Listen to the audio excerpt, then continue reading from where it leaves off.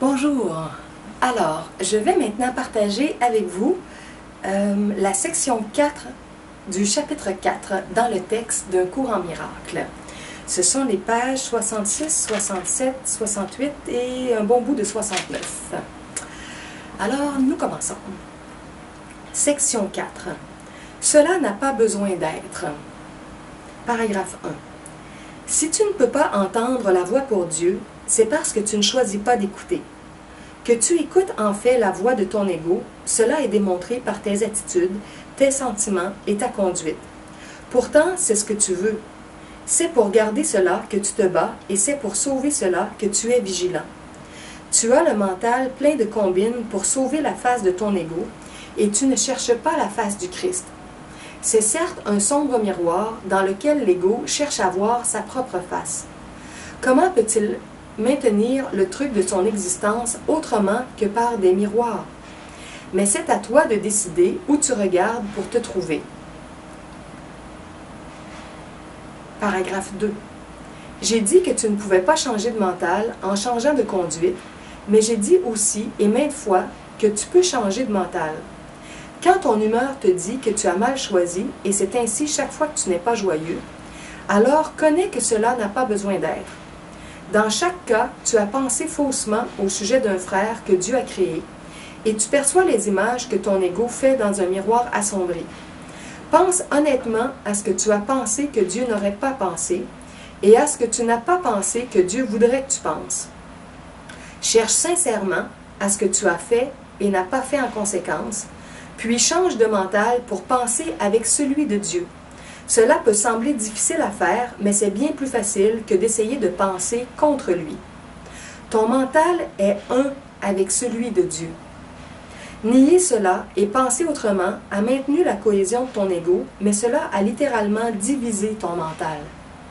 En frère qui t'aime, je me préoccupe beaucoup de ton mental et je t'enjoins de suivre mon exemple quand tu te regardes toi-même et regardes ton frère et vois en tous les deux les glorieuses créations d'un Père glorieux. Paragraphe 3.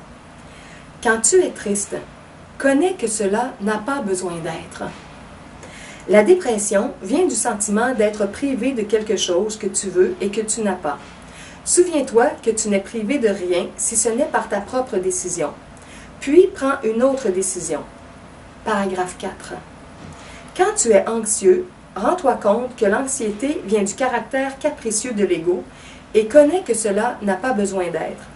Tu peux être aussi vigilant contre les dictats de l'ego que pour eux. Paragraphe 5.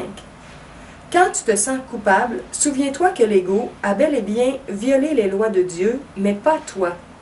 Les péchés de l'ego, laisse-les-moi. C'est à cela que sert l'expiation. Mais l'expiation ne peut pas te délivrer jusqu'à ce que tu changes de mental à propos de ceux que ton ego a blessés. Tant que tu te sens coupable, c'est ton ego qui commande parce que seul l'ego peut éprouver de la culpabilité. Cela n'a pas besoin d'être. Paragraphe 6. Surveille ton mental pour déceler les tentations de l'ego et ne le laisse pas te tromper. Il ne t'offre rien. Quand tu auras abandonné cette désinspiration volontaire, tu verras comme ton mental peut se concentrer, s'élever au-dessus de la fatigue et guérir. Or, ta vigilance n'est pas assez grande à l'encontre des demandes de l'ego pour t'en désengager. Cela n'a pas besoin d'être. Paragraphe 7. L'habitude se prend facilement de t'engager dans la voie vers Dieu et ses créations si tu refuses activement de laisser ton mental s'égarer. Le problème n'est pas la concentration. C'est la croyance que personne, y compris toi, ne vaut un effort constant. Range-toi avec constance de mon côté contre cette tromperie et ne permets pas que cette piteuse croyance te fasse reculer. Les découragés ne sont d'aucune utilité, ni à eux-mêmes, ni à moi, mais seul l'ego peut être découragé. Paragraphe 8. As-tu déjà réellement pensé au nombre d'occasions que tu as eues de te réjouir et au nombre de celles que tu as refusées? Il n'y a pas de limite au pouvoir d'un fils de Dieu, mais il peut limiter l'expression de son pouvoir autant qu'il choisit de le faire. Ton mental et le mien peuvent s'unir et dissiper ton ego, libérant la force de Dieu dans tout ce que tu penses et fais. Ne te contente pas de moins que cela et refuse d'accepter toute autre chose pour but. Surveille ton mental attentivement pour déceler toute croyance qui entrave son accomplissement, puis écarte-toi d'elle. Juge de ton succès en cela par tes propres sentiments, car cela est le seul bon usage du jugement. Le jugement, comme toute autre défense, peut être utilisé pour attaquer ou pour protéger, pour blesser ou pour guérir. L'ego devrait être porté au jugement et là trouvé insuffisant. Sans ton allégeance, ta protection et ton amour, l'ego ne peut exister. Qu'il soit jugé véritablement et tu dois lui retirer l'allégeance, protection et amour. Paragraphe 9. Tu es un miroir de la vérité dans lequel Dieu lui-même luit d'une lumière parfaite. Au sombre miroir de l'ego, tu as seulement besoin de dire « Je ne regarderai pas parce que je sais que ces images ne sont pas vraies ». Puis laisse le sein luire sur toi en paix, en connaissant que cela et cela seul doit être. Son mental luisait sur toi en ta création et a donné l'être à ton mental. Son mental luit encore sur toi et doit luire à travers toi.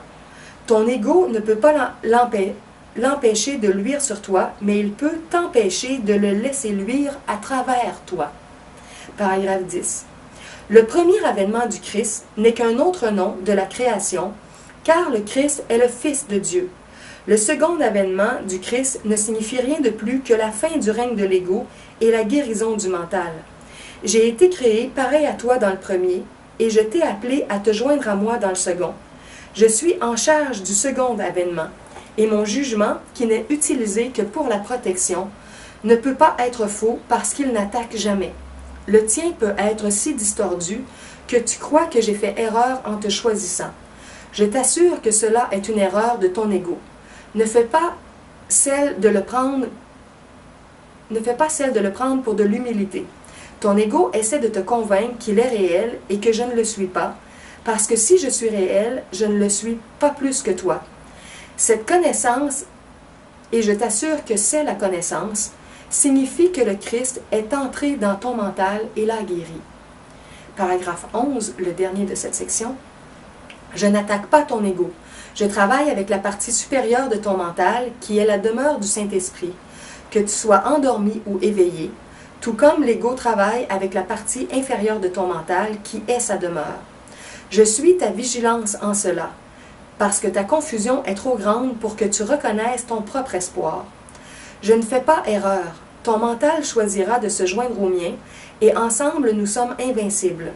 Toi et ton frère finirez par vous assembler en mon nom, et votre santé du mental sera rétablie. J'ai ressuscité les morts en connaissant que la vie est un attribut éternel de tout ce que le Dieu vivant a créé. Pourquoi crois-tu qu'il m'est plus difficile d'inspirer les désinspirés ou de stabiliser les instables? Je ne crois pas qu'il y ait un ordre de difficulté dans les miracles. Toi si. J'ai appelé et tu répondras. Je comprends que les miracles sont naturels parce que ce sont des expressions d'amour. Que je t'appelle, cela est aussi naturel que ta réponse et aussi inévitable. Alors voilà, c'était la fin de la section 4 du chapitre 4. Cela n'a pas besoin d'être. En fait, souvent on plonge dans les états émotionnels de notre ego ou dans nos pensées d'ego. Puis on se complaît dans nos tristesses, nos dépressions, notre peur du futur, toutes sortes de choses. Et on oublie que notre mental est créateur avec la puissance divine qui crée à travers nous. Alors, ce qu'on a besoin, c'est de se recentrer et de revenir dans la partie créatrice de notre être et de délaisser les scénarios de peur et d'horreur qu'on s'est fait. Le cours en miracle est très en affinité avec l'enseignement d'Abraham sur la loi d'attraction, qui nous demande aussi d'être très vigilants. Vous pouvez aussi visiter mon site d'Abraham qui mentionne aussi le lien direct pour le film Le Secret qu'on peut écouter maintenant sur le web, en tout cas du moins tant qu'il va être là. Il y a un livre en vidéo, en audio d'Abraham, il y a différentes informations. Alors ça c'est mon site, les www.everyoneweb.fr/Abraham. Alors les deux sont dans une inspiration très haute au niveau d'une énergie très élevée dans le mental qui nous sort de nos états dépressifs du passé en reconnaissant la force de la création à l'intérieur de nous. Bon, alors dans la prochaine vidéo, ce sera la section 5, l'illusion ego-corps.